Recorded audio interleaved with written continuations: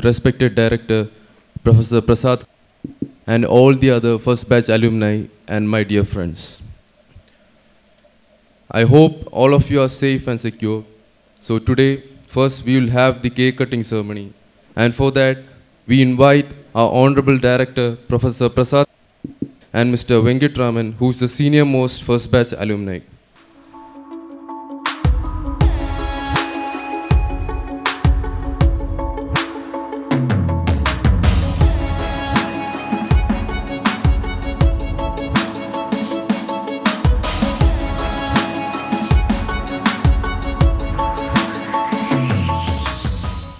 I reiterate my master's message. Let there be harmony within us, within the community, within the family, and within the world. Om Shanti. Let there be peace within. Om Shanti. Let there be peace in our families. Om Shanti. Let there be peace in the entire world. Wish you all a very happy and prosperous New Year. Let us continue to learn, continue to serve, and continue to excel in whatever we do, whether it is in games, in cooking, in whatever activities. Let us be a better version of ourselves in this new year. Wish you once again a very happy and prosperous New Year. Thank you.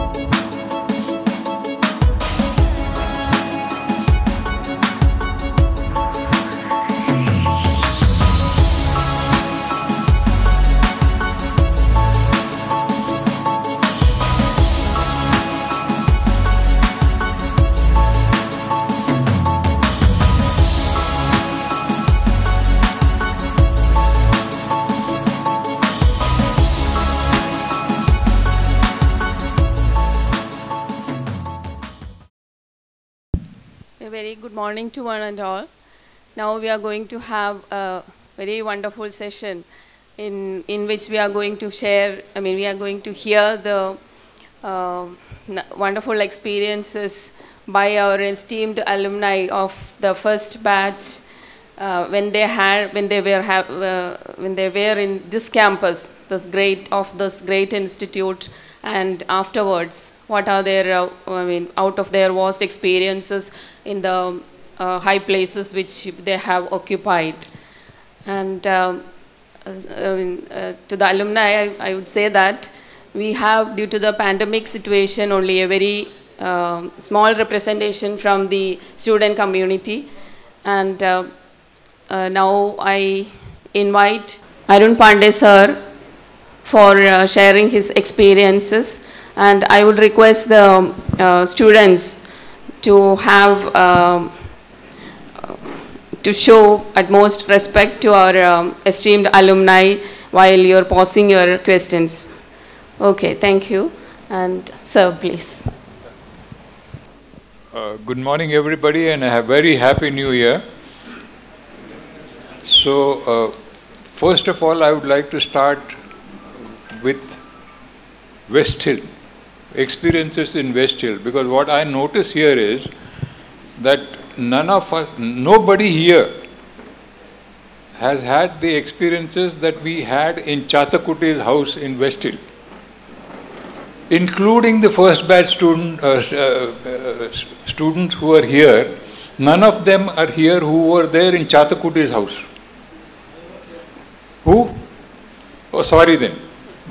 Excuse me. So what happened is, the history is like this, that in September we were all admitted, September 1961, and after getting admission, it was a formality. It was just they called us and they said, okay, you are admitted, because it was all decided on the basis of applications as to who is admitted and who is not admitted. So after we were admitted, the first thing that was told to us is, there is no hostel.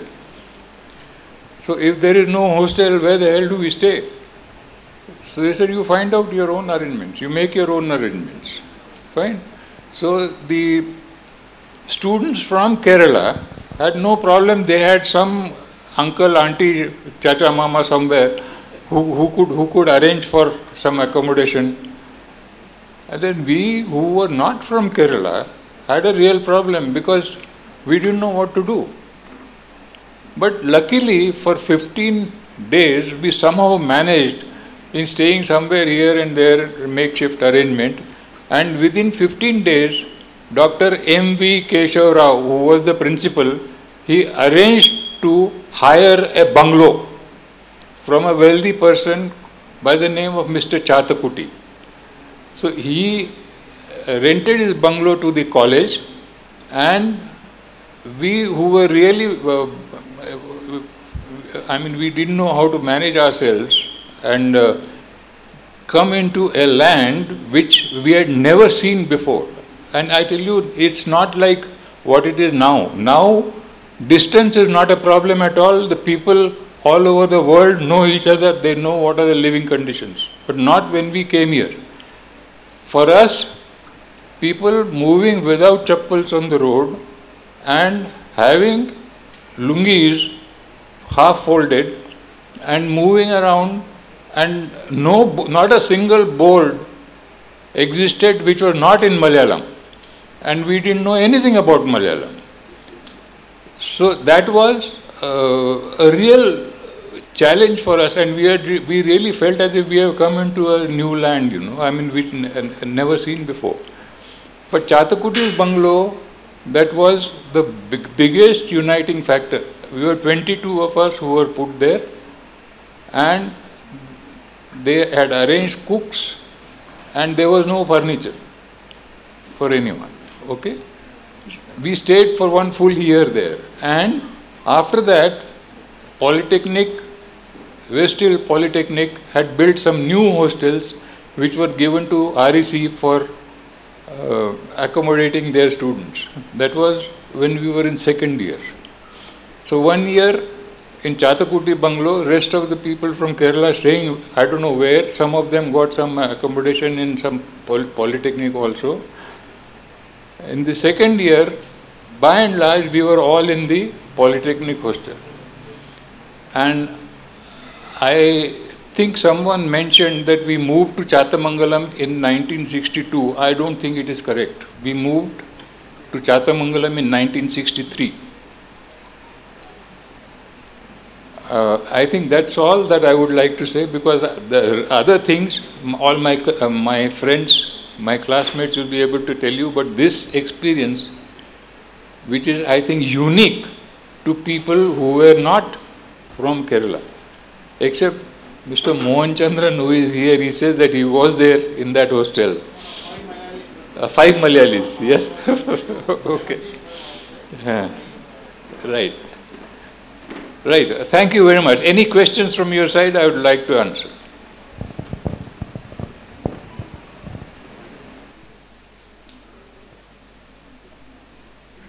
No questions. Okay. As far as Madam is telling me to share something from my work experience, which becomes very minor as compared to our experience in REC first year. Okay. Now the work experience, I joined in the electronics branch of Indian Air Force in 1967, and among the salient appointments which I held were a senior technical instructor in radar systems in the Air Force Technical College, and also later I was in charge of the radar data processing systems installation in a radar systems installation unit. And after 20 years, I quit the Air Force, thought that I have had enough of the Air Force experience. And in 1987, I left the Air Force and decided that I will do something in the schools.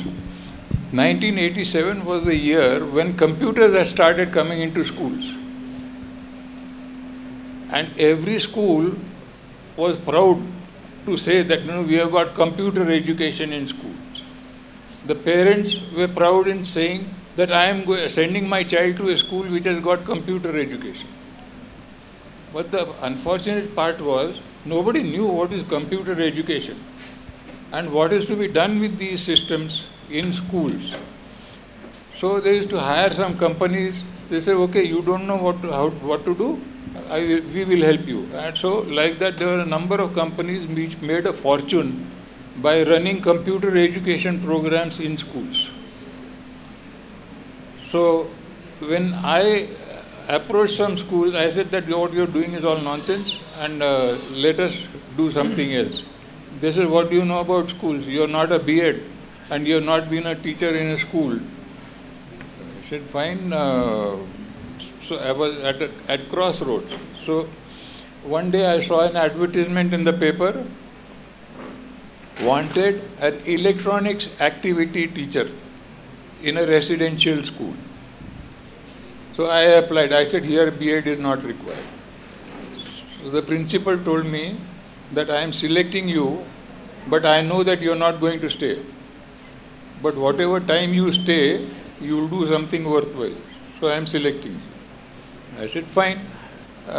Joined the school, and sure enough, within 3 or 4 months, I realized that this is not the place for me, because the job only involved looking after children, right from the time they get up till the time they go to sleep. So I said, thank you very much, sir. I think I should leave. So he said, no, there is no problem. You can leave, but what are you going to do? I said, I don't know what I'm going to do. So he suggested that there is a vocational school coming up at Faridabad. So why don't you help them in setting up that school? I said, fine, I can do that, but whom do I meet? So he gave me some references. I went there and then readily accepted. So we set up a vocational school in Faridabad for the SOS Children's Villages of India. 1.5 years there. And after that, I realized that now people cannot say that I don't know anything about a school. So then again I approached some schools. I said, what you're doing in computer education is not worthwhile. Do something sensible and own whatever you are doing, and not give your education, a part of your education, to somebody else. So then the school started accepting me. That fine, you do it. So then I think then I grew from strength to strength, and I did I was very happy, and that was the most satisfying part of my life, because I did what I liked, and I was engaged in activities which I enjoyed. So that's how it went, and till about 3-4 years ago, I was still very active. Still, if schools want some help or they want to consult me, welcome. I am very happy to do that. But by and large, I am inactive now in that field. As far as earning money is concerned, I am inactive. But I don't need that. I had enough, and I don't know, I don't have any desire to earn money really. That's it, ma'am. Thank you very much. Huh? Okay. Good morning, sir. I think I would have, yeah. This is Srinivas from M20 Offshore Structures, sir. Pardon? So, you said, you joined in 1961. What was the strength of the batch at that time? That has been repeated quite a number of times. You were 124. I mean, corrected to 124 by Shiv Ramakrishnan, being announced 125 earlier. Okay, sir. And out of which I think it was, the division was something like 45, and civil engineering had very few, about 10 to 20 or so. The rest, electrical and mechanical, Okay, were sir. 40 plus. So have you ever imagined like this REC Calicut will be turned into a national importance college like that? REC as it is a national importance character. You see, don't tell me that REC was not national No, importance. sir. REC itself was national importance. Okay, sir. And at that time there are no proper advertisements, or means only paper advertisements are there, right? Yes. So Kerala people might know that REC is going to establish in Calicut, and what about other state? Is No, the advertisement was in all India newspapers. okay, sir. Because REC itself is an all India institution. Yes, sir. And the reason why it was started, to promote national integration. That was the main aim why these colleges were started. Okay, sir. REC. Right. So what was your happiest moment during your college life? Happiest moment was my life in Chatakuti bungalow. Okay, sir. Thank you, sir. Yeah, actually, your madam is a great prompter. She tells me what to talk and what not to talk. I mean, the topic only, not what to talk or what topic to talk. So, she is telling me I have to tell you something to decide as to what you should do in life. Am I right, ma'am? So, I mentioned in the last few sentences that I enjoyed what I did. And the biggest challenge in life is to find out what is it that you enjoy.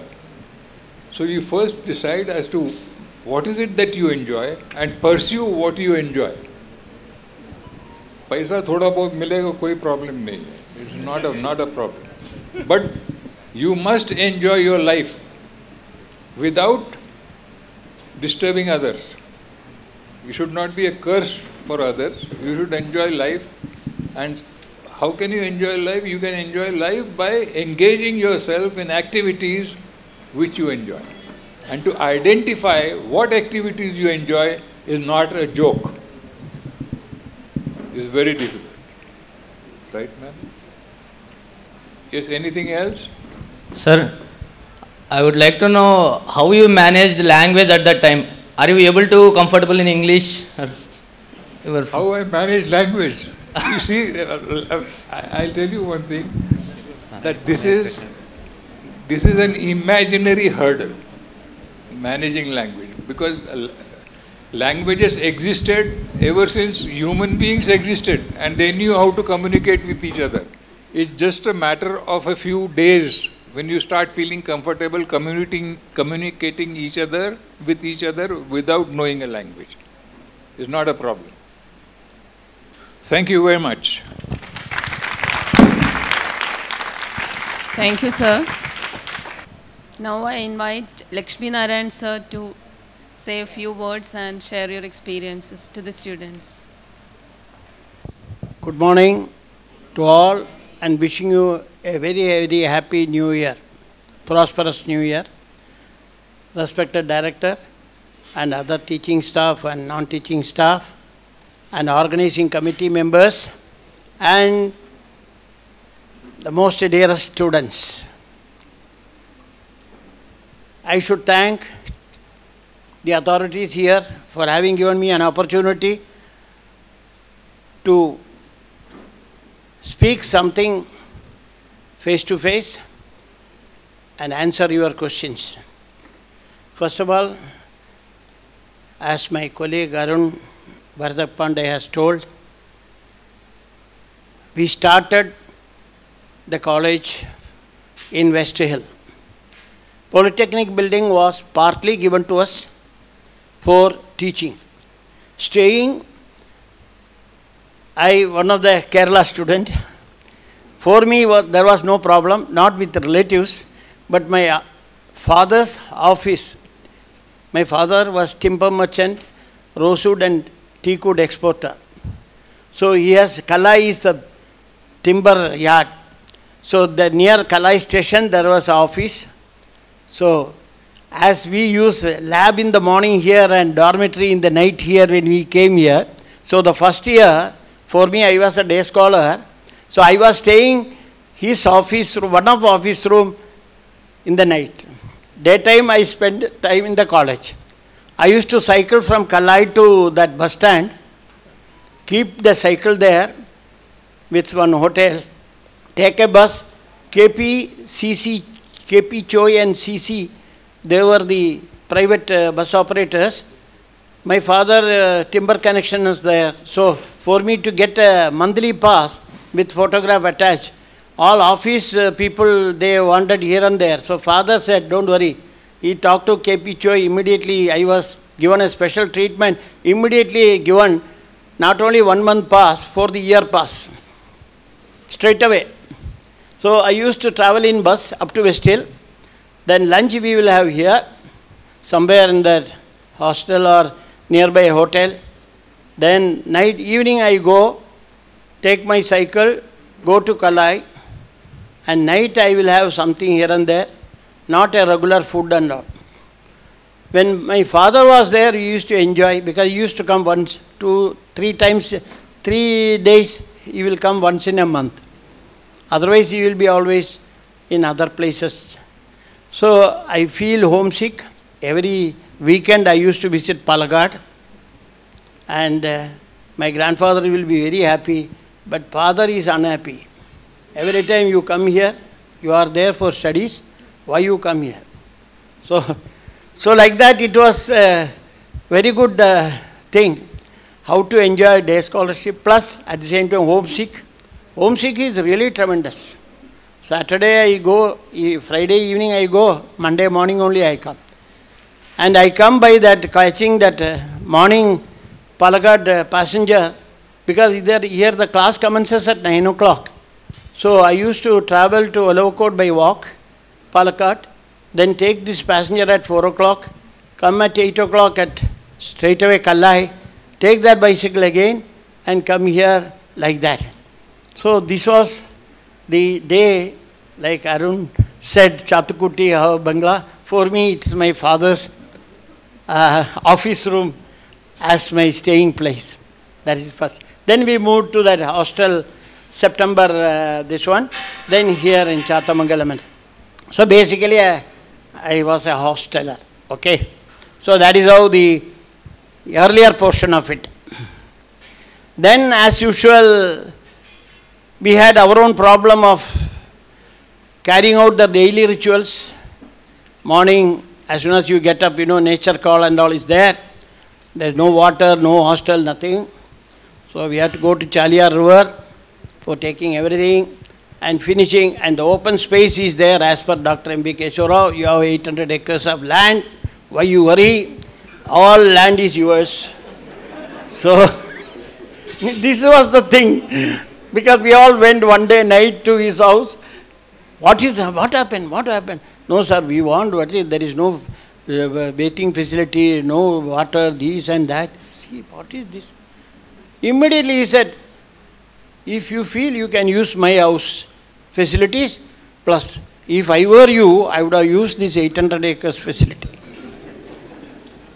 Really it was there. See, that changed the whole perception. No more fight.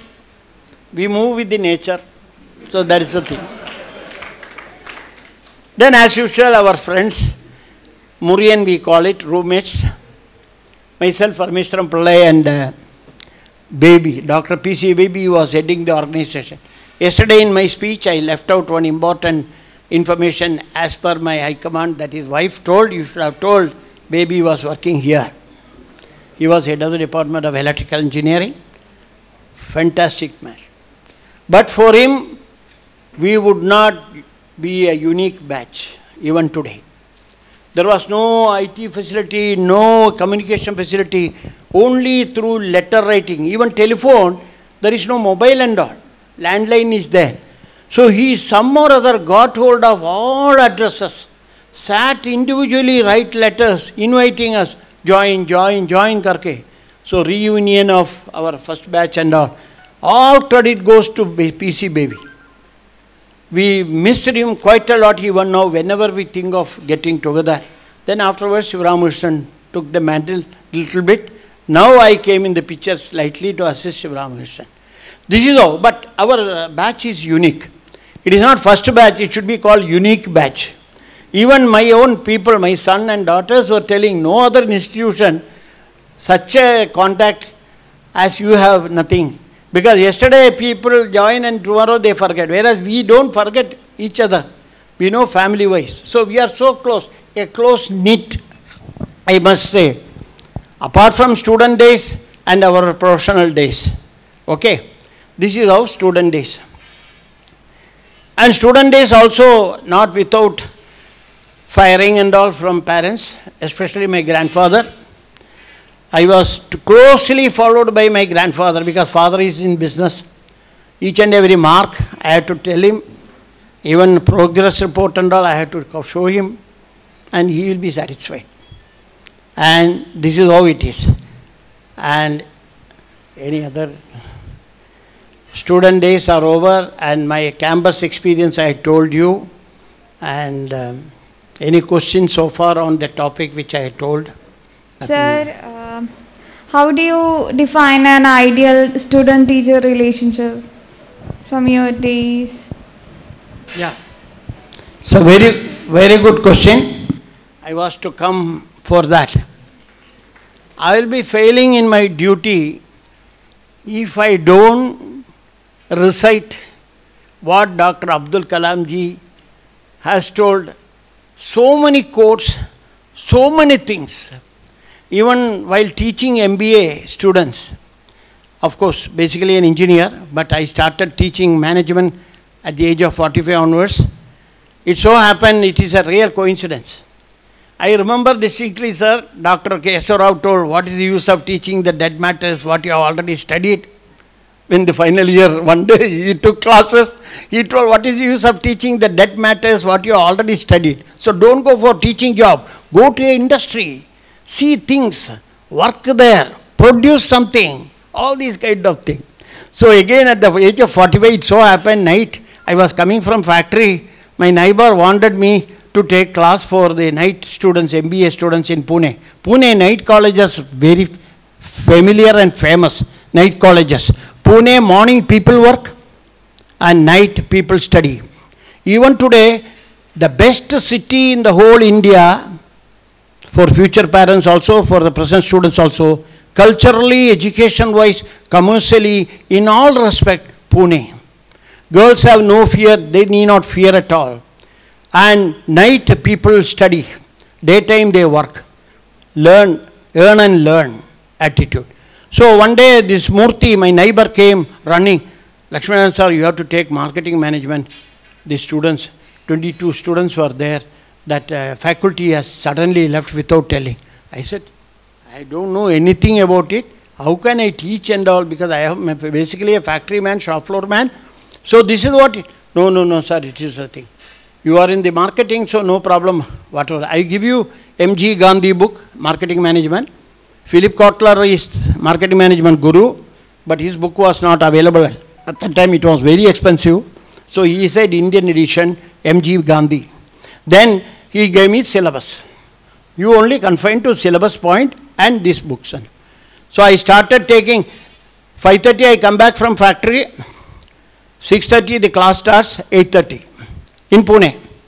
So morning 7:30 I leave house, 5:30 I come back, 1 hour in the house, go at 6:30 and all. So first day over, I started by telling all my own personal experience as a marketing man. Then I jumped to the syllabus. So basic thing is marketing management. What is management? What is marketing? What is the difference between selling and marketing? All these fundamentals only. So I experienced, because that book only a guidance for me, all my practical experience I shared with them, and they are all very happy. Next day they told Murthy, sir, we need only this, sir. So Murthy was telling, sir, you continue. So only for temporary 1 or 2 days I said, no, you want. So from that day, the teaching started. And that was a blessing in disguise for me. I was able to share whatever practical thing. In management subject, it's not the textbook that matters. It is your own inquisitiveness, your own creative thinking and your own imagination. You apply your mind to the thing, then explain it and do it. Management solution is really sophisticated, scientific, systematic.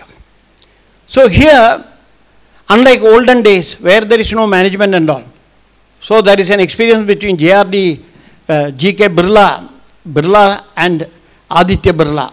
Aditya Birla is a MBA graduate, his grandson, whereas G.D. Birla, Hindustan Aluminium, Hindalco is his baby.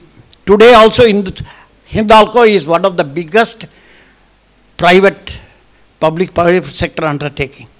G.D. Birla's baby is Hindustan Aluminium, Renukut, Hindalco. Aditya Birla is a MBA graduate. So between grandson and grandfather, tremendous thing. So Birla's history, if you go through it in the library, you will come to know what is in those days management and now the present management. In a small slip, G.D. Birla will solve the problem within no minute, whereas Aditya Birla took 1 week to solve the problem. They arrive at the solution. So this is what I told you, your difference is. That's why I wanted you to take this management course for future, not in our present thing. G.D. Birla and Aditya Birla conversation. If you come across anywhere, please go through it. Now the Google and all is available. You can go through the site. The conversation between grandson and grandfather. G.D. Birla and Aditya Birla. Birla Group. So now come back to this question. Dr. Abdul Kalam, he told very clearly, after he his term is over as a president, please call me teacher. Don't call me ex-president of India. I want only to be known as teacher. I started my career with teaching. I continue to do it. And I end with teaching. That for his aspiration and expectation, the last day, 25th July 2015, at Guwahati, people are invited, university. He went for giving a lecture, and he just, when his turn came, he stood up, went to the dais, suddenly he stumbled. Suddenly people got heart attack. He passed away. 27th July 2015. Dr. Abdul Kalam. So, he went for teaching, giving advice to the students. At that stage he collapsed. And his date of birth is 15th October 1934. Now, his teachings, nobody, even foreign people, have beaten. So many, plenty. The Fire and the Winds, you know that book? Oh, his experience as a student, as an engineer, and how boss and subordinates relationship, Professor Dhawan, how he handles, how Professor Dhawan handled him and all, when Missile Man failed in his first attempt. So it is I, not we, don't have that. Dhawan said, we failed, I am responsible for it, to Mrs. Indira Gandhi. He protected Dr. Abdul Kalam. Initial missile firing was a failure. So, wonderful. So, according to him, he has written this, which I used to tell all the MBA students, not only that, management students, before I take class, first day of my class, every year. So, I thought I can share with you. Hope you will not get bored or you will not get frustrated. Teaching and learning process, a thought, as Dr. Abdul Kalam has told openly. committed teachers and enthusiastic students interacting with mutual trust and love can create a vibrant ambience conducive for ensuring excellence in the teaching and learning process and bring a real qualitative improvement along with extensive quantitative expansion. Hope you understood. So, the basic theme in this sentence, the interaction, the committed mutual trust and respect between teacher and the students, interaction, conducive, create an ambience for that. So students should have respect on the teachers, teachers should have the respect on the students in a way that they are their own, his own children.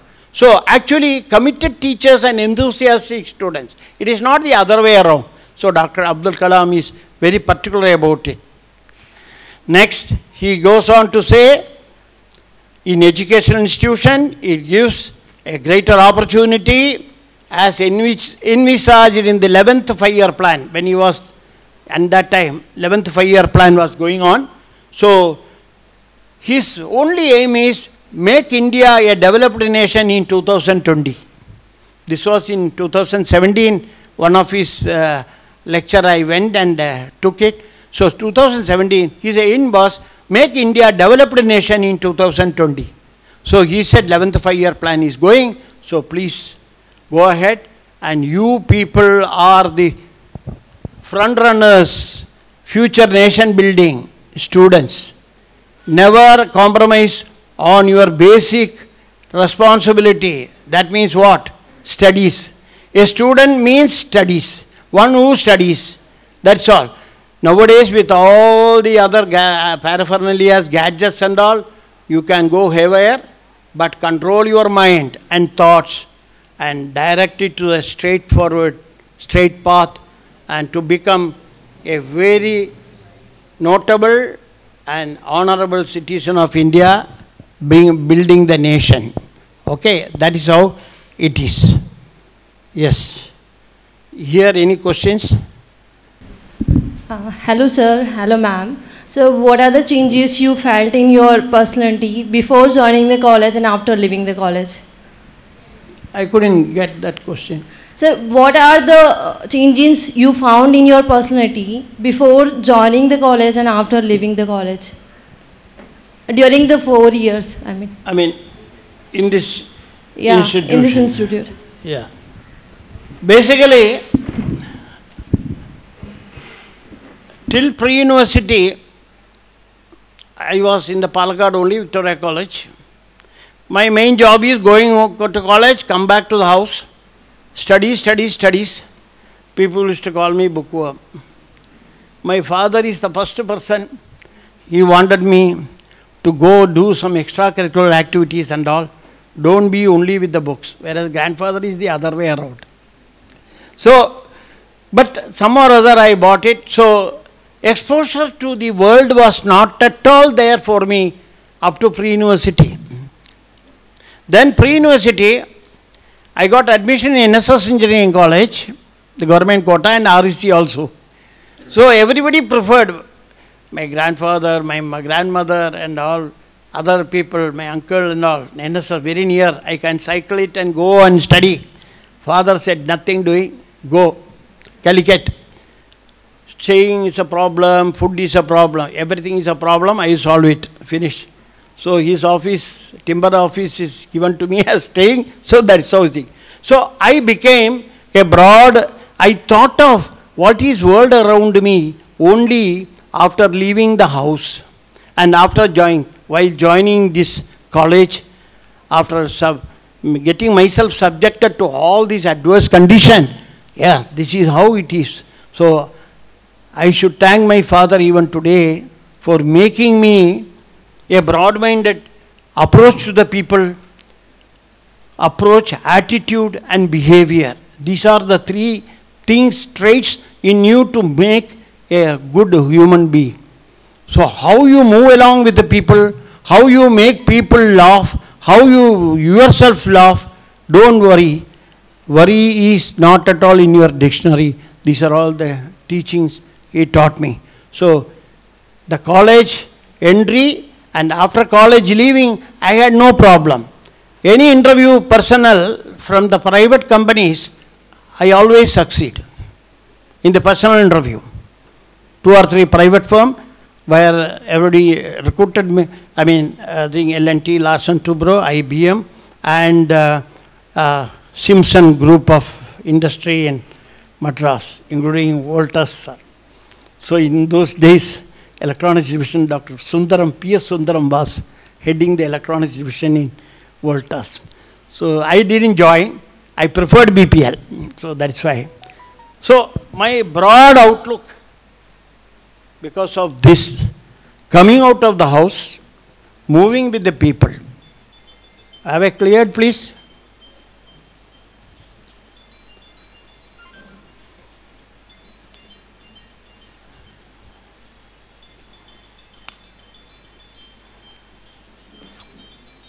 Then, my advice to students, this will be the last, my colleagues will be worrying why I am taking long, especially I see Venkatraman murmuring to Sivaramakrishnan. Unfortunately for me, Venkatraman will not have anything to talk, so I take his time also.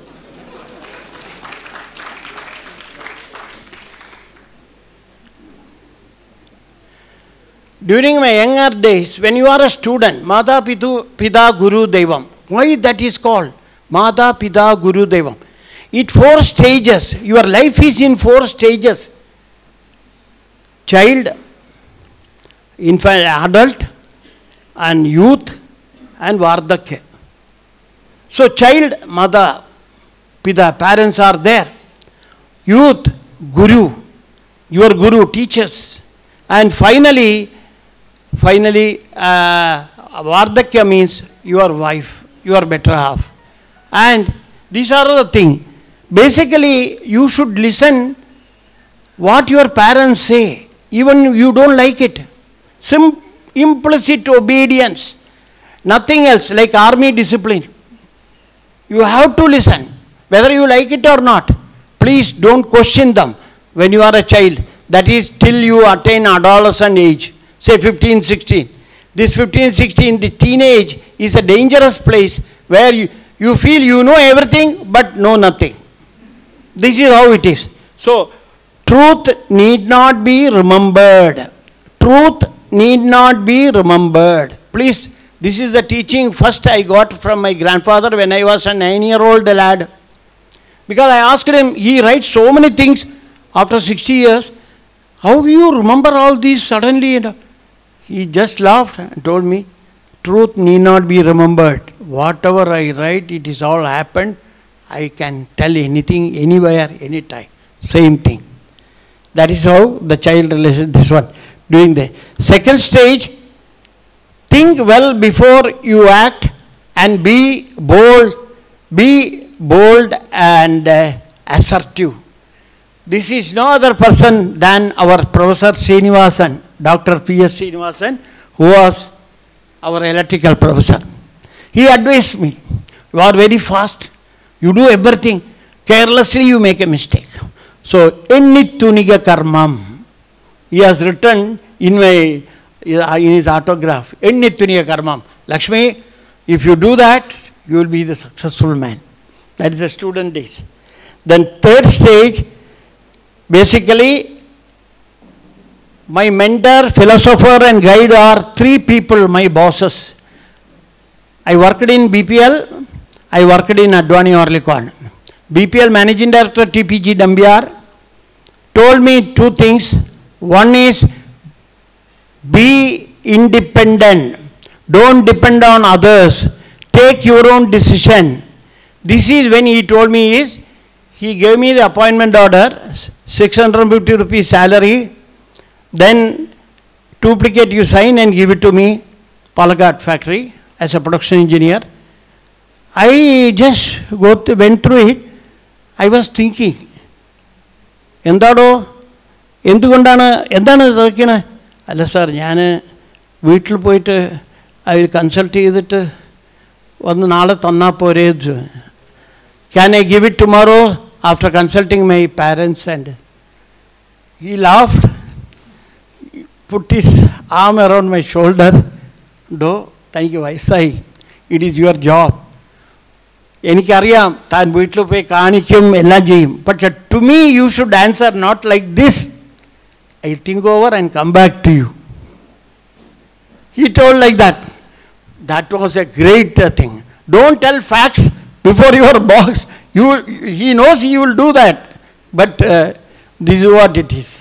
So he has told that. Then secondly, he has complimented me.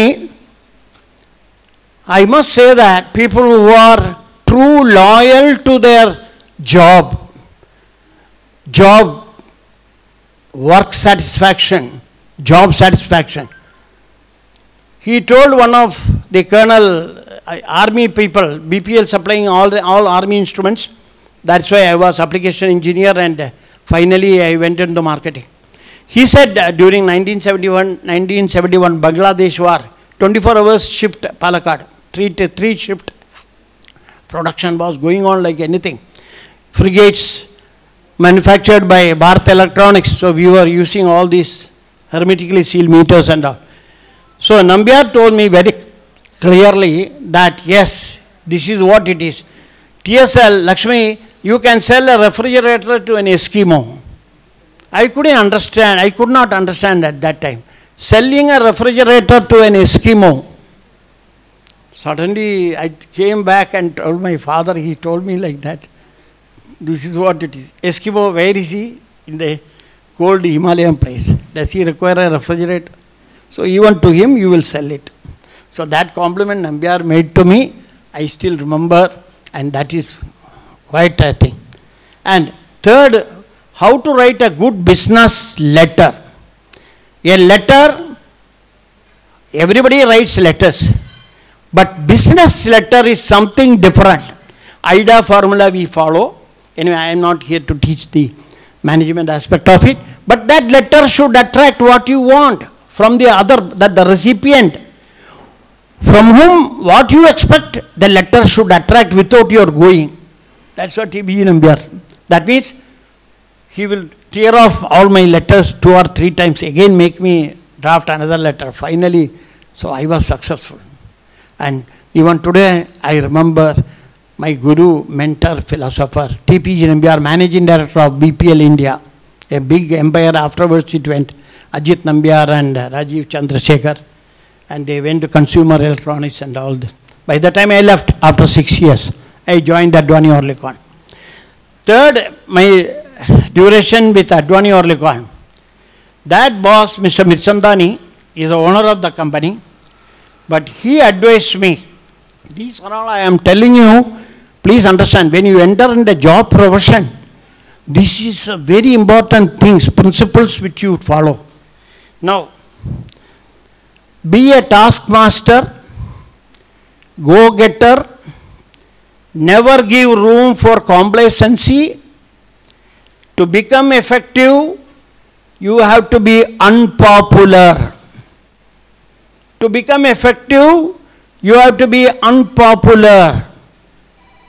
He said, there are instances for it. Every time he preached this, there were instances for it.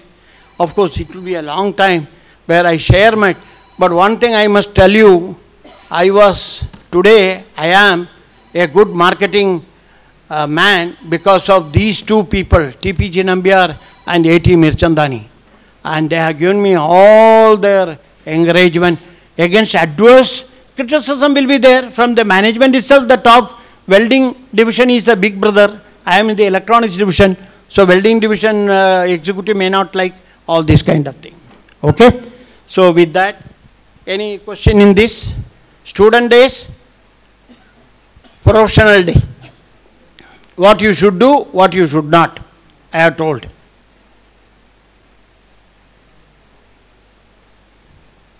Okay. Thank you very much. And with due respect to director and his team, and this will be maybe my last coming and meeting you and all. I don't know, because God should be great enough.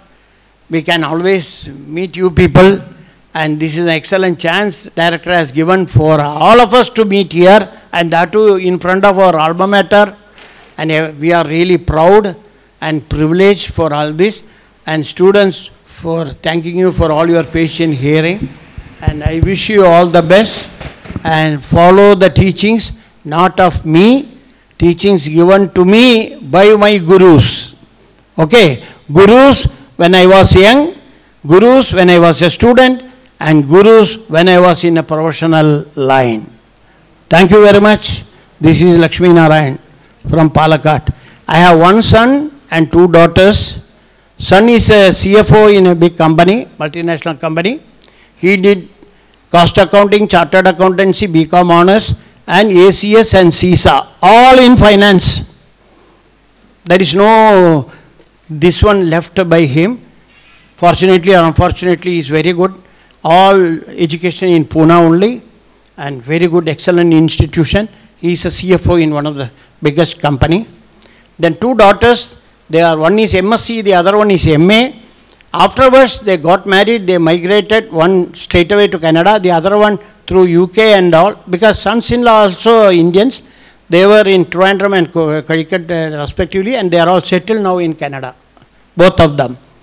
So, I am a happiest man settled in Wayanad with my wife, and I have a proud 97-year-old young mother. Okay, 97-year young mother who is in Cochin with my sister. Thank you. Now I invite Mohanachandran sir to share his experiences. Good morning everybody, and I wish you a very happy New Year. I am Mohan Chandran of the first batch civil. As our friend Arun has told, earlier life in the hostel, they called it a North Indian hostel. In fact, it was meant for the outside Kerala students. But as they were telling, we are also not having any place to stay.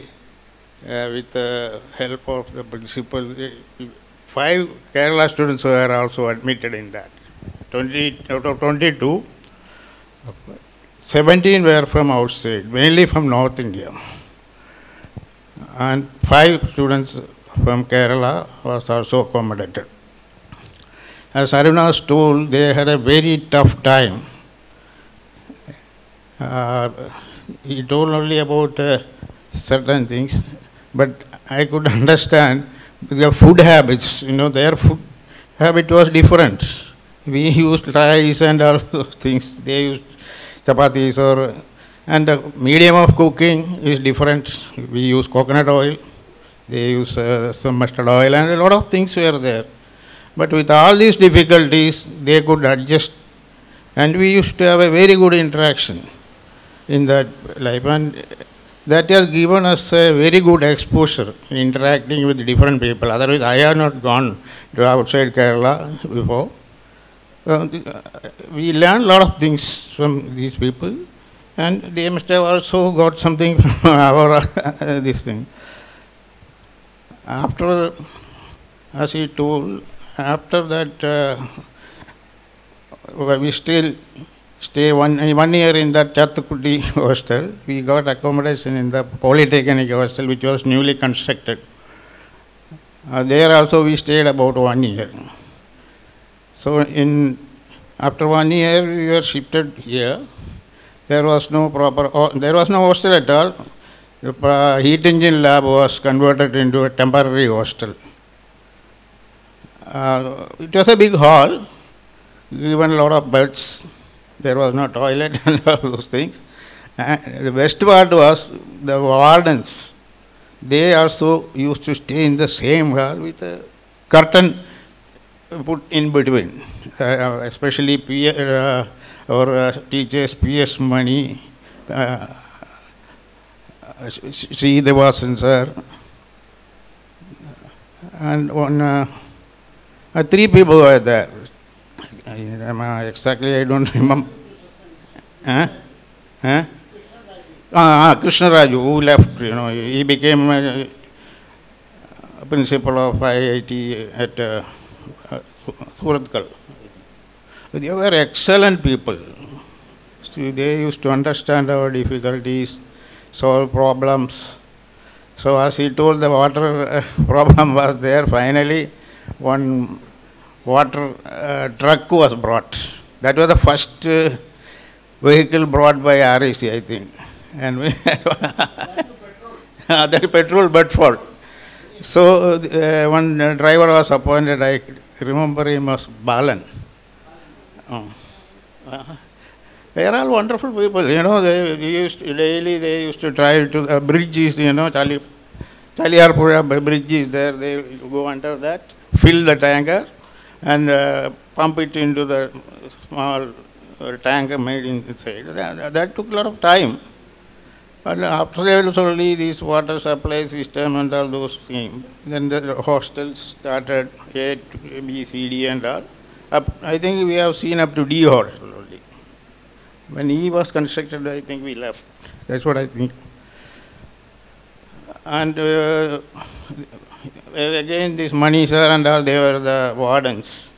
And they have done very nicely. They used to see things are proper, people are comfortable, and helped us a lot. That was the hostel life. And I passed in 66. Those days it was very difficult for a job for engineers or non-engineers, because economy was in a bad shape after 1962 Chinese war. There was no industries, nothing like that. So getting a job was really difficult. So I started applying here and there. Apply, no reply. But finally I got an interview call from Delhi UPSC. So I went for that. So we are not knowing much about that. That was in the June. Those days the train, so there was no direct train or all these things. It was very difficult for going without a reservation and all. We went and we had to go to Chennai, Madras, and catch another train for Delhi. So unluckily what happened that time, that the Hindi agitation was there. Tamil Nadu. All the trains were stopped in Tamil Nadu, and one day we were in the train without food and all. Finally they somehow started again. I reached the 4th or 5th day in Delhi. That was the system of transport. There, of course, in UPSC interview, results will come a long time. So I did not come back. I stayed there, went and joined some architectural firm as a construction engineer, and continued. After less than a year, I got a job with the Dalmia's Cement, where I worked up to 72. 72, I was selected in Engineers India Limited, basically for construction side. So there I got a very good experience, exposure at various types. We have done a lot of mega projects in oil refining, petrochemicals, non-ferrous metallurgy, and like that. It was mainly heavy industries only. And I had a good opportunity to supervise and certify works of very big contractors like L&D and all in that process. And I could get interaction from world famous consultants like Lamas, Bechtel, Snam Project and all. That was a very good experience. How to manage? Site management is very, very difficult. You have to manage right from a worker up to the chief executives of the big companies. So you should be a very good human being, first of all, understanding, and you should take everybody into your confidence and manage. Otherwise, you will be a failure in that field. So your various type of people we are getting, right from low level ordinary workers, engineers, big managers, even up to chief executives. For that you have to be a very good man. That is the best thing. There is no other way. You should be very open, understanding, and always proactive and helping type. In this, during my construction, you know, I am a civil engineer, civil engineering and all. Went for initially 5-6 years, then I became a generalist. I had to do a lot of mechanical piping, electrical instrumentation jobs and all. When you go up to the ladder, so I got a good exposure in these things. There, you have got any question in that? Because other things they have already told about college life and all. About my career life, anything is there I can. Regarding my family, I got married in 1969 and I have got 2 daughters. I am settled in Trivandrum now. My wife is no more. My elder daughter is in Pune. She is a homemaker. Her husband is a professor and registrar in charge in Vaminipcom. That is a big organization under agriculture ministry, now cooperative ministry. Younger daughter also did BTech and Masters in Housing from Trivandrum Engineering College with first rank and gold medal from Kerala University. And she is also married to a civil engineer. Now they are settled in Dublin, Ireland. And I got 3 grandsons. Elder one is doing post-graduation. Younger daughter has 2 sons. Elder son is pursuing the MBBS second year. Second son is in 11th standard. They are all settled in Dublin, Ireland, and they are rather, I think they have taken citizenship perhaps. That is my family. Now I am alone, settled in Trivandrum. Of course, I have got other family members and all nearby, and servants and all managing. Health issues also there because of old age. Other things are okay with me. Anyway, I should thank the director, the faculty, other staff and all the students who has organized such a wonderful event. And everybody will remember this as a milestone in their life. We have really enjoyed, and we should thank everybody for this. Honoring us, first batch student. Thank you very much. Now I invite Nadarajan sir. It's a unique opportunity I am getting here, being the first batch student as an alumni of the association. I have been here for the previous get-togethers, and I thank the director, present director, executive committee or organization, students here, and all the organizing staff, non-teaching staff, everybody here. A big thanks. This is this is a success I remember. I used to remember my boss saying, success of any company results or lies in carrying the people along with you. Here, where I have worked in Cochin Shipyard, we had such system, quality control system. Quality control system, brainstorming. Brainstorming means we will be inviting our fellow workers, our friends, colleagues, and also our boss. Along with that, we will discuss all the matters. And we will arrive at an opinion, and that everybody will be accepting. So that is everybody will be having different opinion, but finally we will come to a solution. So accept people as they are and carry the people along with you. So that is the first thing I learned during my career.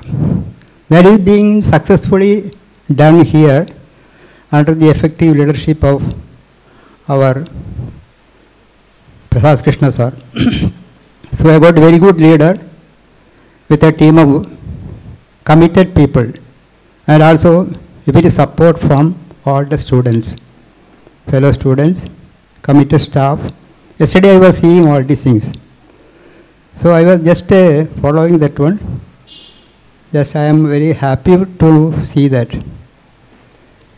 Another thing, when I was in, I am just a briefing.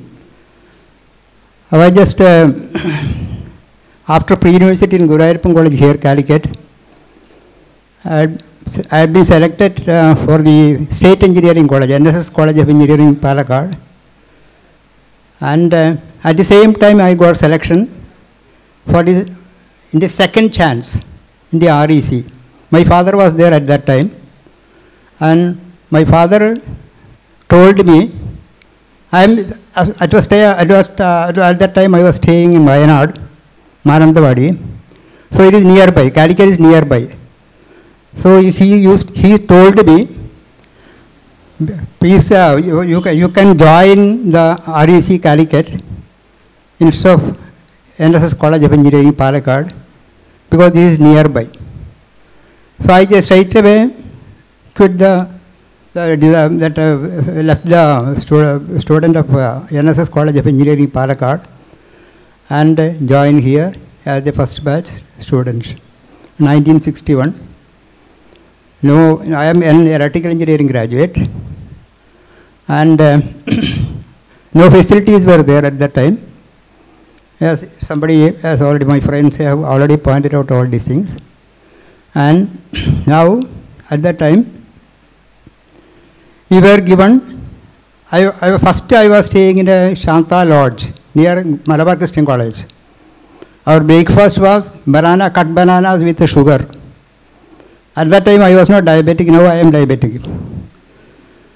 So we could manage that one, and we rushed to Malabar Christian College for practical, physics practical, chemistry practical. Then afterwards, no other breakfast, only cut bananas. Then we went straight away for the class in the Polytechnic. At that time Polytechnic, one campus was given to us, given to REC. And we were treated as second-hand people, second-hand citizen. And our accommodation, initially I was at Shanta Lodge near that Malabar Christian College. And afterwards, I just got a room sharing with Polytechnic students in that West Hill hostel. There I was put one among the three students already there. So I was the fourth man in one room. So even though first batch engineering student, you don't think that there was no ragging. So there was ragging under Polytechnic students. I remember that we had that mud water ducking. Mud water ducking was there on Diwali day. So that we could without resistance we could follow. That is the thing. That was the life there. So afterwards we were in company with the Polytechnic students, all the students, and that third year, all these things happened in the second year. Third year we have shifted to Chathamangalam. Chathamangalam also we had so many difficulties, as already pointed out by students here, by my friends here, and all these hurdles has given us opportunity to face any obstacles in future. So that we had faced that obstacles in future, or that confidence has been imparted to us from this college only. So that is the great thing which we got from this college.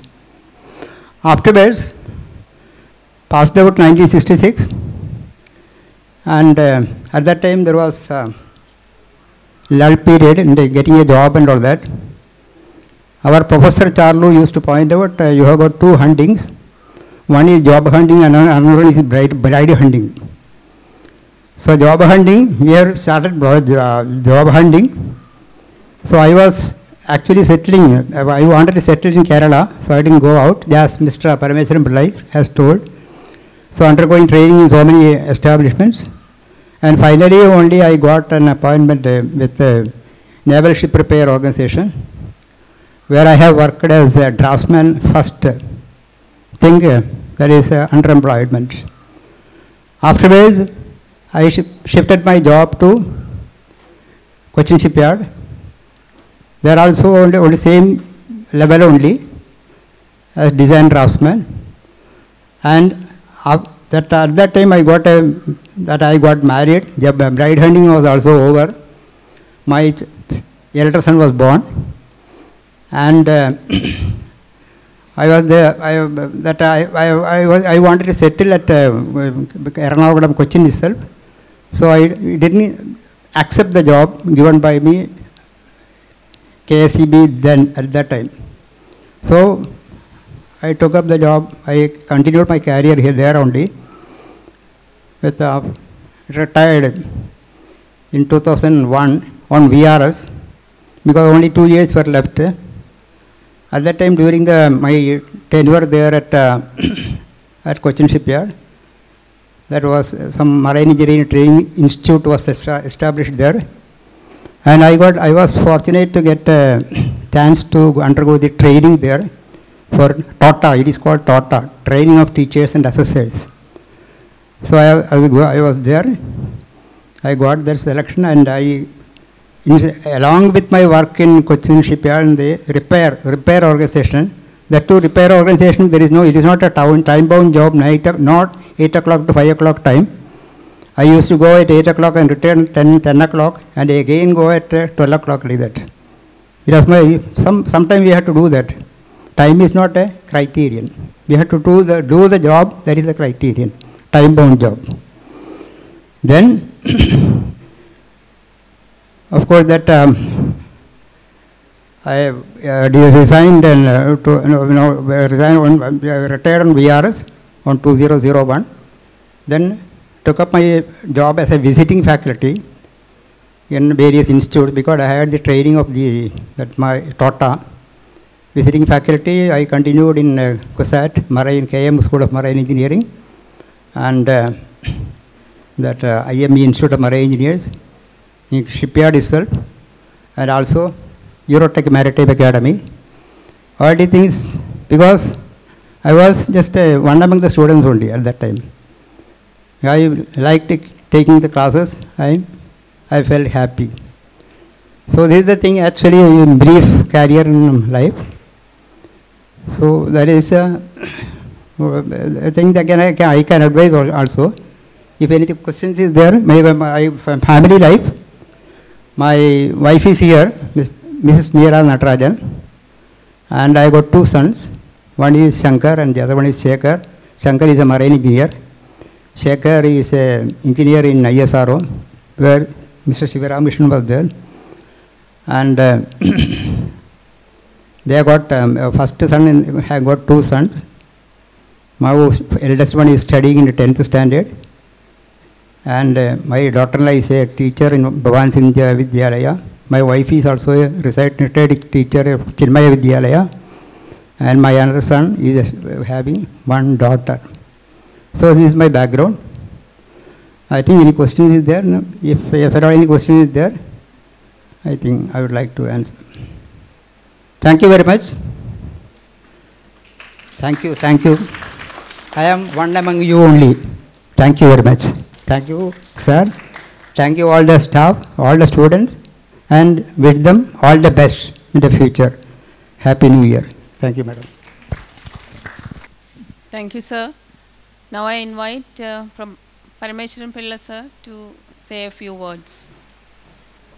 Good morning and happy New Year to everybody. And I am in Parameshwaran Pillai, first batch of REC, and passed out as mechanical engineer. Regarding our college life, already my colleagues have talked everything. So I also was a sharing man in that. So I don't want to talk much about and wasting time for that. Then after passing out, I had a heavy troubling time, means hunting of a job. That was the most difficult thing I have faced in my life. So for the 3 years after passing out in '66, I was applying and no reply. That was the condition, because that time so many engineers have come out, even though only 6 engineering colleges were there producing engineers. That was the condition at that time. So in 1969, I got a letter from FACT telling that you can join in our company as a trainee engineer for 1 year, unpaid trainee engineer. And afterwards, we'll conduct an examination, and in that, let us see your performance. And according to performance, we will select people from there. So we were about 70 people. So that you can think of 70 people from engineering college in FACT itself, unemployed fellows have come there. So one among them, I was also one among them. So after completion of 1 year successful training, and there we were asked to go to different sections in FACT, and we have been given training there also, and wasted, that is what I have to say, wasted 1 year, because after the examination, even though we successfully passed, we were all given a certificate, appreciation certificate. What is the use of getting an appreciation certificate after wasting 1 year?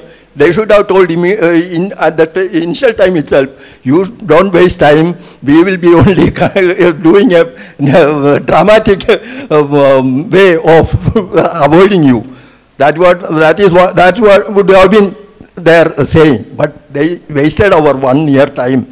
So you must be very cautious when you pass out, when hunting for a job. That is what my advice to you. So anyway, in 1970, then 1970, after completion of my unpaid apprenticeship in FACT, I went to Bombay, because till that time I was thinking of, because I was homesick man. So I wanted to stay in, say with my parents. That was the one mistake I have done. So anyway, then I thought this is wasting my life.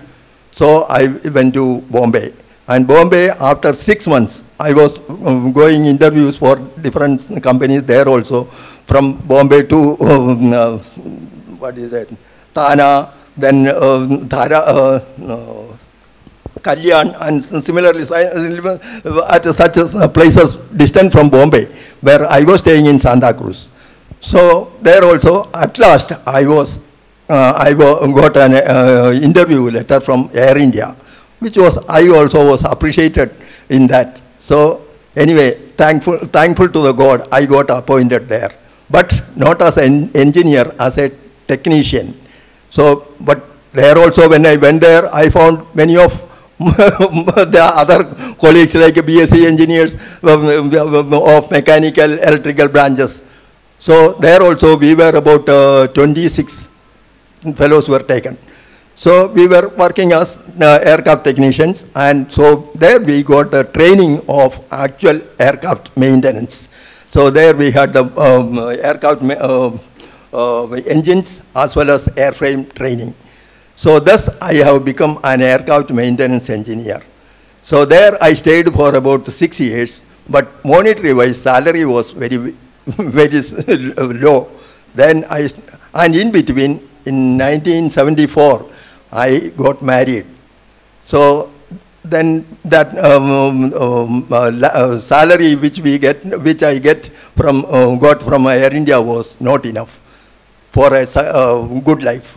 So I started applying abroad. Gulf Air, Oman Air, that time Oman Air was not there. Gulf Air was the Gulf countries' airlines. So that time only one airline was there in Gulf, that was Gulf Air. So I got an interview from Gulf Air at Bombay, and I was selected, and that was for Oman, Muscat. So I was placed in Muscat, and that company was Oman International Company. So that Oman International Company later purchased some aircrafts, and this Oman International Company was a handling agency which was doing all the handling of aircrafts which is coming to Muscat. So we had to do all checks and everything on the aircrafts which is coming to Muscat airport. So that was the job going on. Then our company purchased some aircrafts. First started with propeller aircrafts, which you may not have seen, even Fokker Friendship. Fokker Friendship, that is a propeller aircraft. Then Skyvans, Beechcraft, so like that, so many small aircrafts were there. And there also we got training, and we were certifying the aircrafts for flying. Such way I have become an aircraft maintenance engineer there. Then I continued there till 2004, and I had a successful life there. And I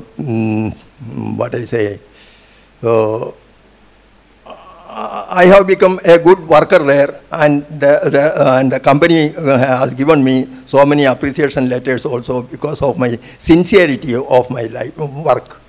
So therefore, what is my advice is, once you get employed, you must be sincere to your job. Then your bosses will be happy, and you will be getting promotions, and you will be the company will be happy about you, and that will be affecting your future also. Then regarding my family life, I got married in 1974, and I have got two children. Elder one is son, who is working in Thailand, Bangkok, Thailand. And he is an MSc Computer Science graduate and working in an IT firm. Then second one is a daughter, and she is also Computer Science and graduate. And she has been married to a man in Edapalli. And he is also an engineer, and he was working in New Jersey. So he has taken her there, and now they have settled there. So she has got two children. Elder one is now studying engineering graduate, not graduate, is studying in second year of engineering, and second daughter is studying in 10th standard. That is the way they are leading their life. And regarding my son's family, son has got only a daughter, and that daughter and my daughter-in-law are staying with us now. Because of COVID, they had to come from there, and now my son alone has gone back to Thailand for working. Till last year, they were there, along family having a good life in Thailand. Now, because of the education problem of their child, now my daughter-in-law and granddaughter is staying with us. So thus we have myself, wife, and daughter-in-law and grandchild are staying at Ernakulam. And there is nothing more to say about. And if you have got any questions, you can ask me. Hello, sir.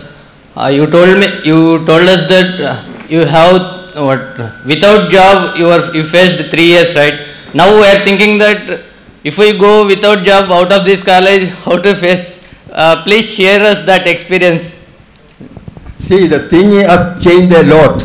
So our time and this time is different, because nowadays so many opportunities have come up. But in our days, it was very limited. So with this limited opportunity, it was very difficult. That was the condition, because the output was more than the demand. That was the condition. But now the demand is more and the output is also more. So it is going almost equally. There was not much difficulty for you to get a job if you are having a good success in your education. Okay, thank you. It is really exciting to hear the wisdom and experience of our first batch. Unfortunately, I have to leave for another assignment, but I'm sure our younger friends will learn a lot, the kind of struggles. Today, we have more or less, I must say, 100% placement in, so such kind of Mr. Pillai has undergone. And even when I was a student in NIT, then KREC, we also had a 5-year, we were under the Mysore University. They were under, I think, Kerala University. Kerala University. So it is a different system, not very easy because the questions come from somebody else. The teacher who taught us, but the questions come from somebody else. It's very, and somebody else evaluate. So today, it's all very, very convenient.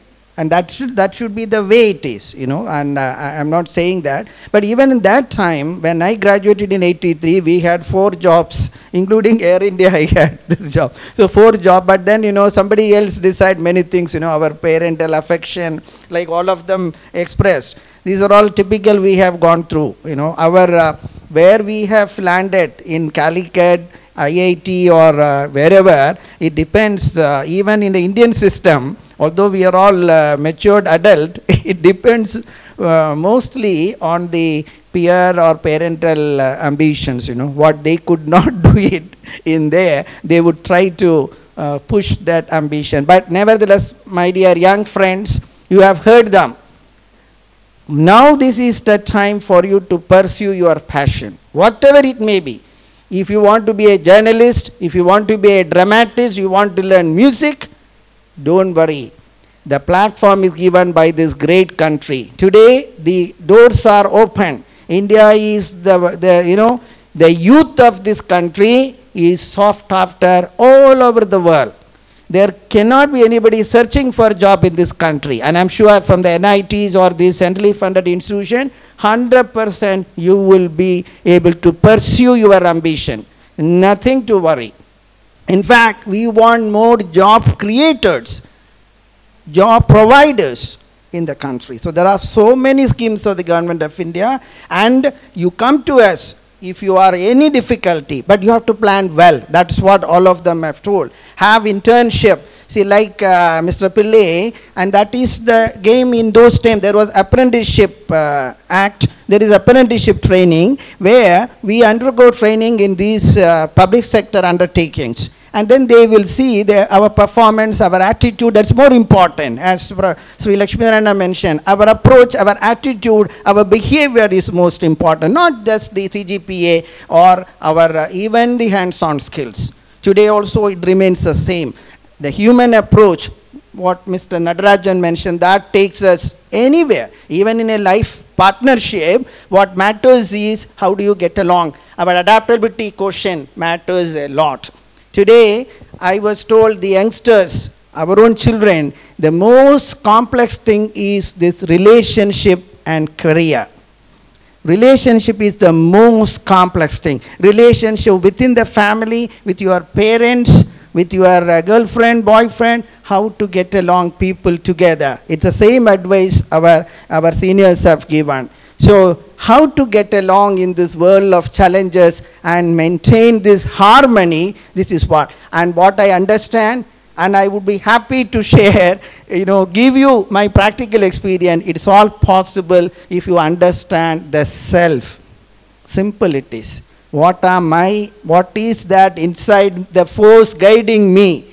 That is all the answer, my dear friends. Whether you believe in God or not, the Creator is always there, watching when you will look for guidance, not his or her. God has no, even you can't say his or her also. That the ultimate, that principle is waiting to hear. But the heart should be open and it should be synchronized with the heart and mind. That integrity, that harmony is that we should have. Once we have that harmony within us, And how to do that? If you want, I can have a separate session and I would be very happy. I know what I have become. Indifferent. I was also like this, what Mr. Lakshmana told. When my father was very keen, no, I could get any college in Kerala because of my good, that time, percentage in PCM. But my father was very keen, like Lakshmi Narayana's father. Forget about Kerala, you have to, because my sister was in engineering college Trivandrum. We are just 1 year elder. Then lot of delay in Kerala, passing out results. 4 years took 5.5 years. My sister and myself passed out together, even though I did 5-year course in Surathkal. So that was the situation. My father was very clear. Forget about Kerala. You go to Surathkal. You remember, some of you don't know, regional engineering colleges, they have a national character. If you look at the act by which we have been, these regional engineering colleges, the 14 of them were created. The first one is in Warangal, that is the oldest in the country, and then 60, many of them, and this is comparatively younger, 61, and so on. But in those days, there is a quota for 50% for the students of this state, the home state, like we have today. But the 50% is national quota now. Whereas in our time, it is apportioned based on the population. So Uttar Pradesh will have the highest seat. And Kerala, I had only 1 seat in mechanical. So you see, that is what the seat I got. And it is purely based on 95.05, 95.25. You missed that. And of course, that first year branch change, all the issues. Anyway, thank you. I need to leave. But once again, I cannot, no words for their gracing this occasion. And I continue to reiterate my invitation. Sir, all of you, please join. I am sure Shivaramakrishnan sir was telling, if they want in February, the institute is extremely pleased and honored to grace you even in February. Please come. Our entire team, I'm extremely, when everybody talks about, the vision and what we should achieve in NIT, making it the best institute and so on, I am really so confident when I look at every function here, how our faculty, staff and students coordinate in a beautiful, harmonious way. That is the strength, and that is my confidence in all of you. Thanks to all of you. All of us require a very big hands of applause. Excellent. And no words. You have all done extremely good, and I am with you. Let us carry forward this mission to make it the best in the world, not just in Kerala or India, the best in the world. And that I am sure, by the grace of the Almighty, it is possible. It will happen. And I am sure now my confidence, keep on increasing when I see every event here, although I just joined 2 months back. It's excellent. Let us keep the momentum and keep flying. And once again, we will have a World Nika meet in August, as it was announced by, and then the exact schedule, and I'm sure all of our elders will be here to again celebrate that get-together of all the alumni of NIT Calicut. Let us wait for that precious moment, and by that time, I'm sure many things would have achieved, and there will be much more laurels to share. Thank you once again, and once again, our humble gratitude to all of you, with their family, with all their friends. We have graced this function. Thank you once again, and again, let us resolve to excel in whatever we do when we herald the new year. Thank you very much. Thank you, Jeevamma ma'am, and I cannot name the person. So entire team, Professor Ashok, Dhanraj, entire team of the Dean of Alumni Office, and all my faculty, staff and students, our humble gratitude to all of you. May the Almighty bless you all. Now I invite Sivanandan sir to share his experience. I'm not going to speak about myself. I have already given a write-up about me and everything. Here, they can share it with you. I'll save that time. I'll just answer your questions. I'll answer your questions, that's all.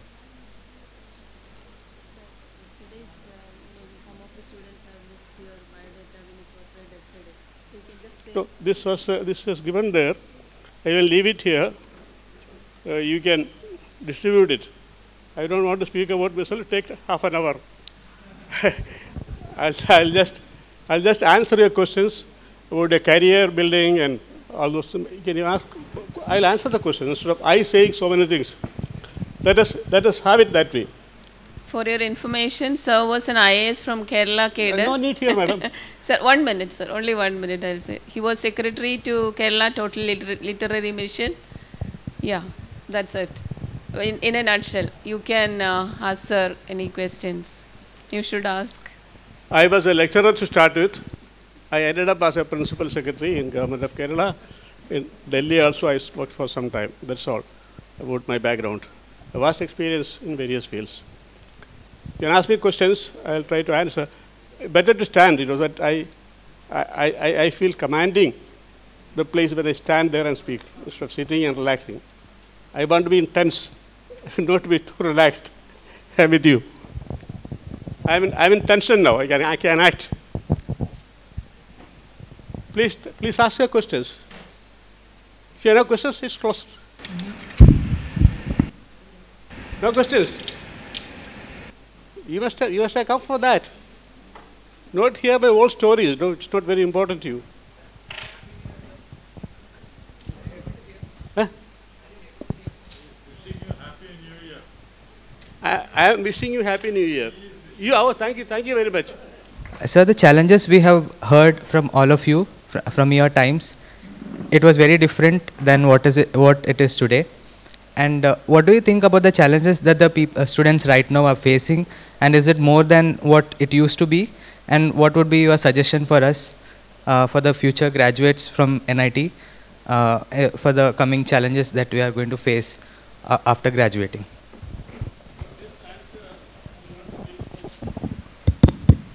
Will not be based on my experience. It's only a general answer I am going to give you. As everybody told, your challenges are much less compared to old days. Most of you get employed. Campus recruitment is already there for about 90%, 100% for many branches. Only few like civil and all are getting some less employment, about 50-60%. Still, there is a possibility. So the people who are going to face unemployment for a long time is not there. Short term you have to struggle by asking various companies to on various places you have to go. But that will be short time. So it is not like Pillai struggling for 3 years without a job and all. Like me, I had no problem. I just passed out, went to employer registration, gave an application, next week I got a job. I had never been unemployed throughout my life. Till now I am employed throughout, highly employed. So I have no problem like that, because if you are willing to do any job is there. Some maybe without salary, but it will come up. As somebody said here, salary is not a big thing. So don't worry about unemployment. You have come up from a very good college, good reputation, and that itself is good enough to get you a job. And then, if you are without a job, you have to struggle. There is no other way. I mean, what is the other solution? You tell me.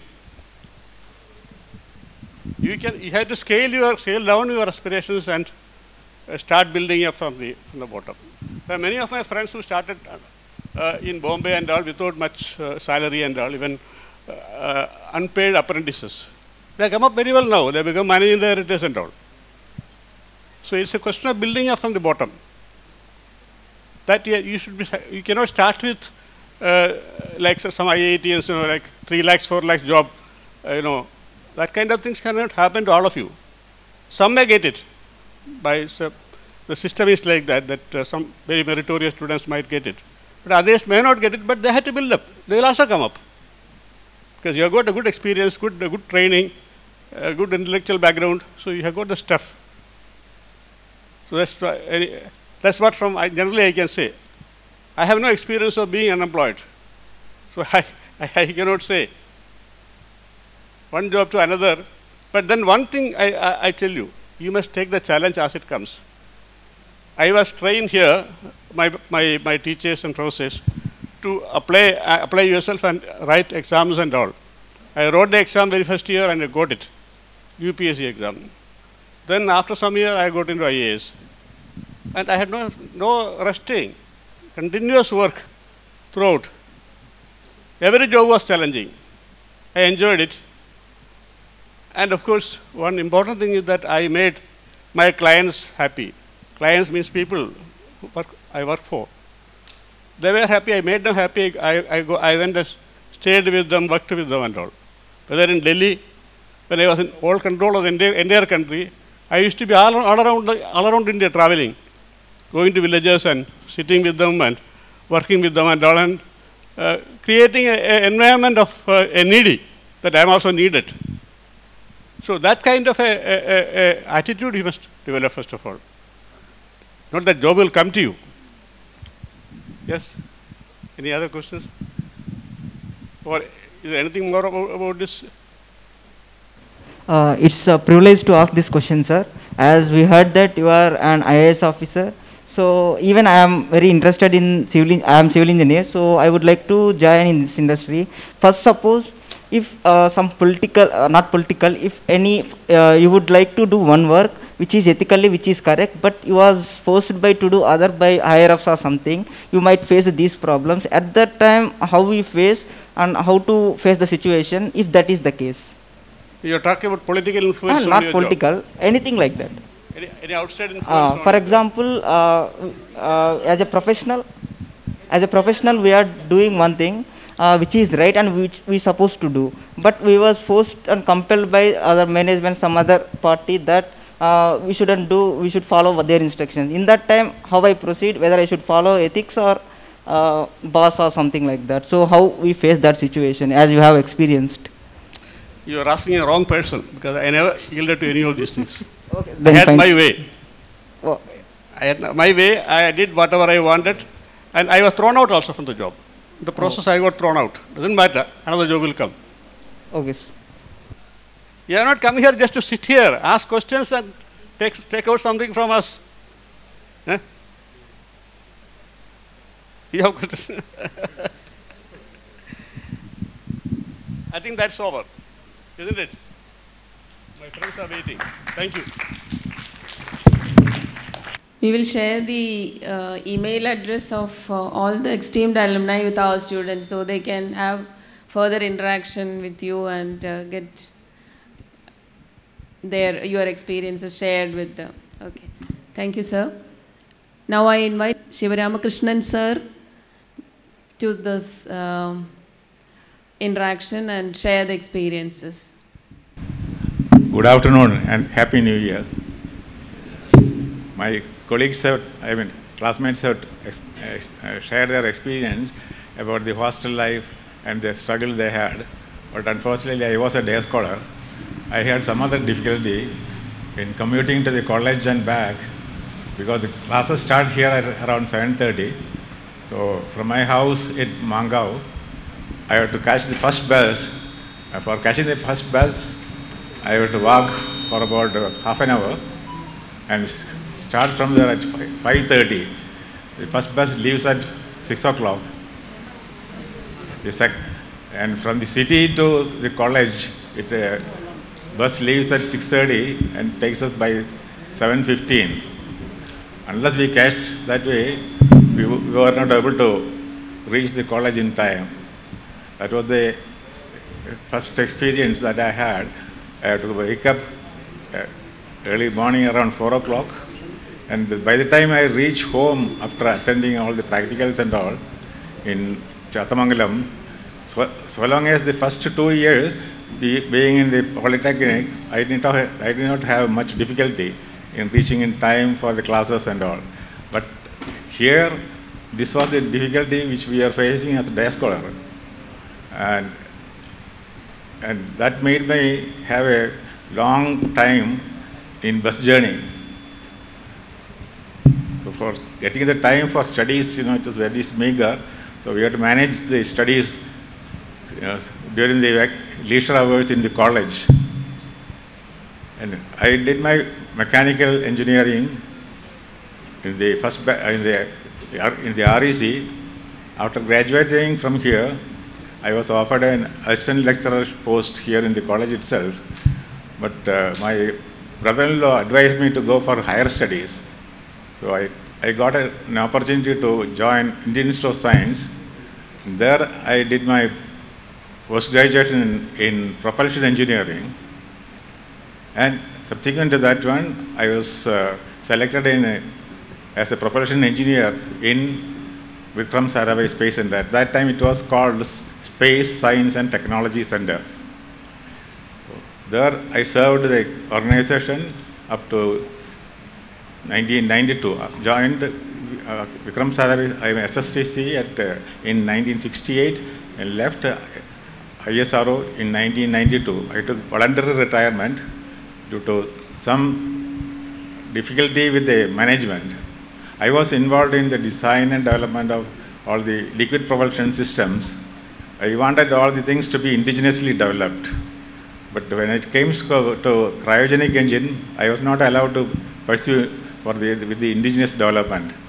So there was a slight dispute between management. The management wanted to go for cryogenic technology import from Russia or some other developed countries, but they did not allow me to pursue the indigenous way of development. So as a result, I just left the job and joined the Kerala High Tech Industries. It was a subsidiary built by the engineers from ISRO for the sake of ISRO. Their full support was there from Dr. Kalam. In fact, in ISRO, I worked under Dr. Kalam for his project. And as yesterday, director had mentioned that, his motivation tendency for his subordinates was an inspiration for us also. He never allowed any person. He was given some people, which were not according to the rest of the directors or the group heads at that time. They were very, namke people. So, but he accepted them as they are. What he told to us is, anybody cannot be, any human being has some good quality in him. You find out his good qualities and try to bring it out for your benefit. Like that, the management technique I learned from him, I used to, employ to my subordinates also. That way, as a team leader, I was able to bring up a very well-knit team in developing liquid engines. The PSLV, the SLV3 control systems, the PSLV 4-stage main engine, and all the propulsion system for the satellites have been realized under my guidance. So in 1992, after leaving and joining Caltech, I was able to develop some mechanical robotic system for handling the nuclear fuel waste for the BARC. Presently, that particular mechanical robotic system is used in all the nuclear power stations in India, and some line reusable units, as they call, for the aircraft engines, especially for the indigenously developed the fighter engine, which I forget the name. So those things I have been able to develop when I was in Caltech.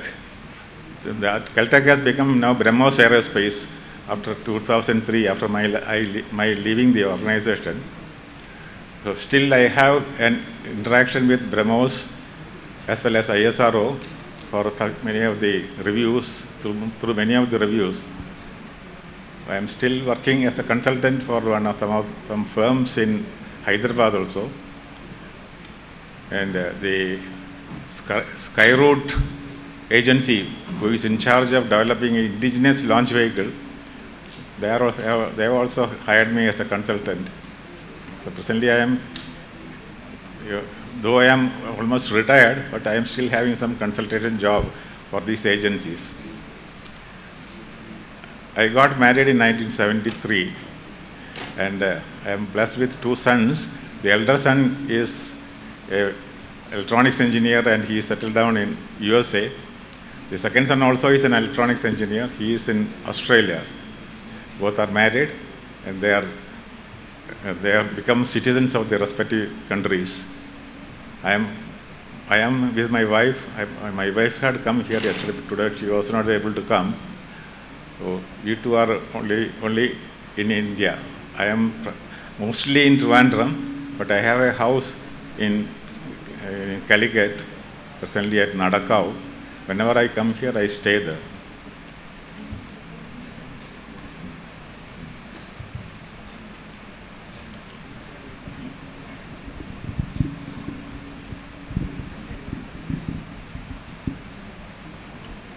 Any questions?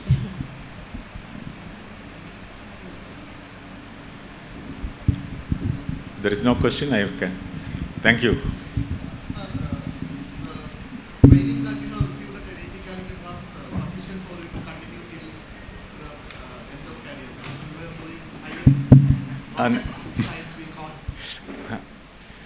I know that way it was a challenging thing. Even in my post-graduation, I had taken the rocket design as a project, and in 1967, in the second year, we developed a semi-cryogenic liquid engine and test fired there.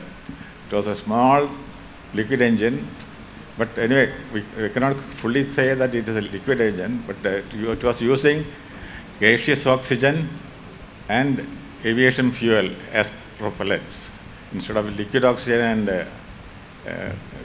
the kerosene, which is used in the rocket. But anyway, we made a small rocket engine and evaluated the performance and with the design parameters.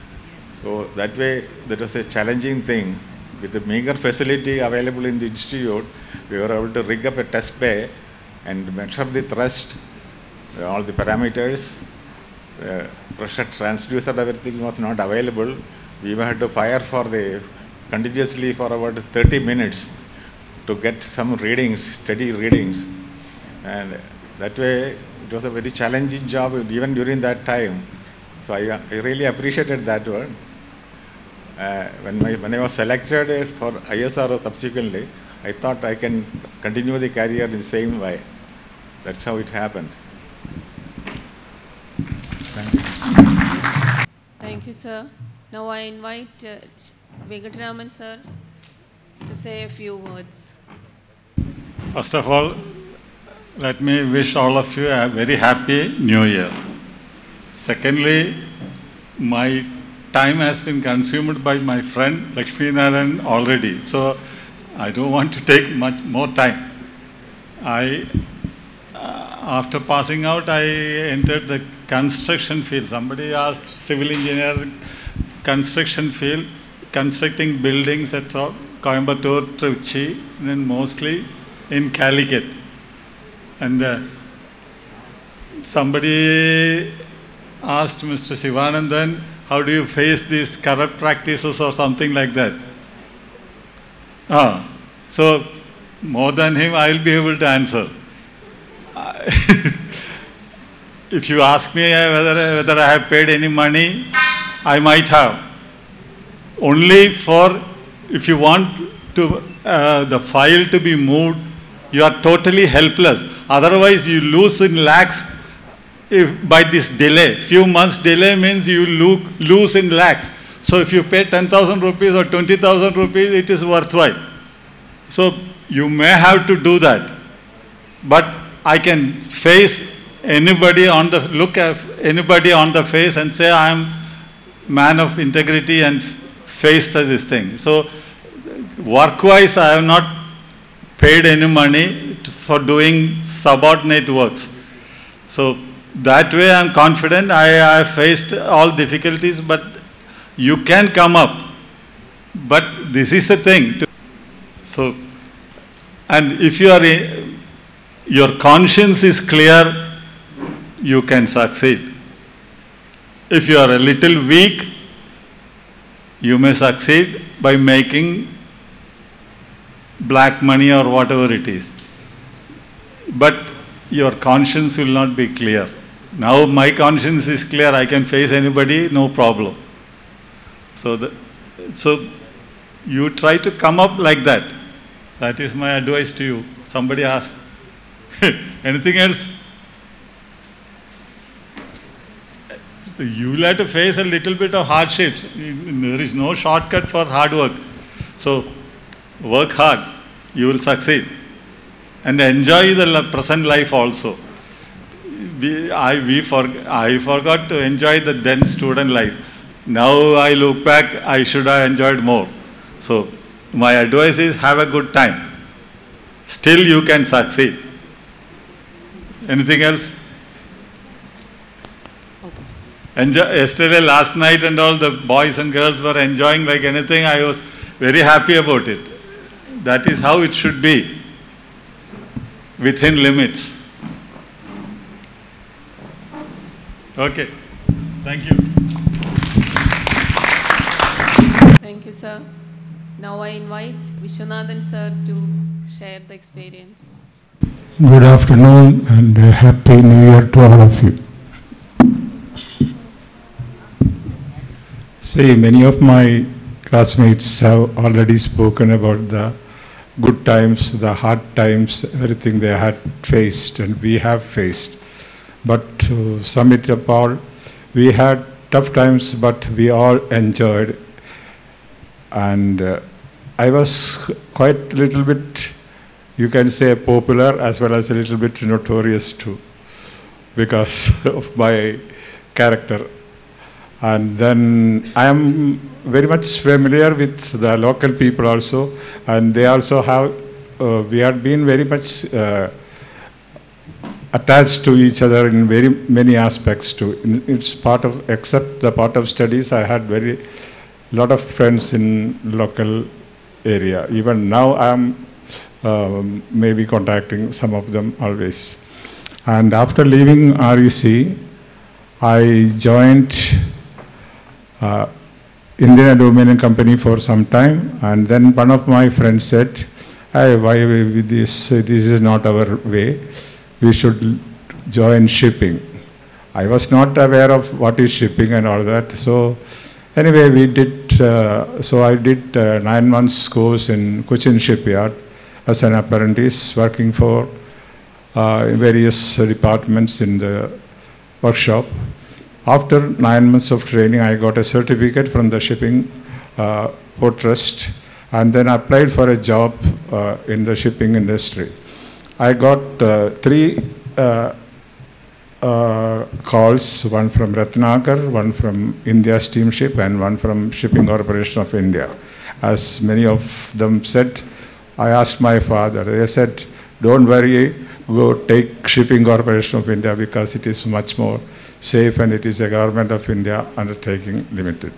And I joined as a junior engineer or a 5th engineer, and then after passing out various exams as a 2nd engineer, and then I became, passing the certificate of competency as a chief engineer, I became a chief engineer on board ships, and I was working on cargo ships, tankers, passenger ships, and container ships. And after 10 years of service in SCI, I left SCI, then I became a freelancer. I took various jobs in various foreign companies on contract basis.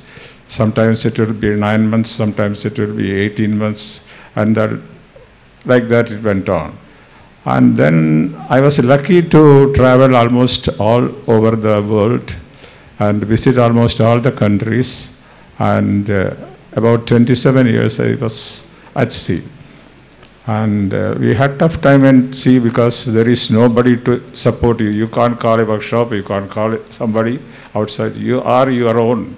So you make yourself decision and you have to do, otherwise the ship will be just stranded at sea. So your decision and your work will take the ship from one port to the other port. And from the beginning, the shipping industry, there were a lot of people on a boat ship. About 45 to 50 persons were there. But now in the later stages, as the technology improved, there is, even in a 4 lakh tonner, maybe 10 or 12 people are there. So we hardly meet somebody, we hardly meet the people, only very few times only in a day. And that was the way of shipping. And I like to traveling, and I have traveled all over the world as it is. But then in India also I have traveled a lot, and many of the places, even Kailasam. And last time I was traveling, I happened to be on the Char Dham Yatra. It was lucky to have our Professor A.B. Balasubramanian sir and his family, and we had a good time there, but because of the landslide and all that, we had a tough time also. And regarding my family, I am married with 2 daughters. They are well settled in Madras, and I am at present staying in Perindalmanna, and I visit, of course, I hardly stay in Perindalmanna. I will always be on tour, like, even now, because of the COVID only, I couldn't travel much, but I think the COVID will get over, and I will start my usual journey as it goes. That's all about me.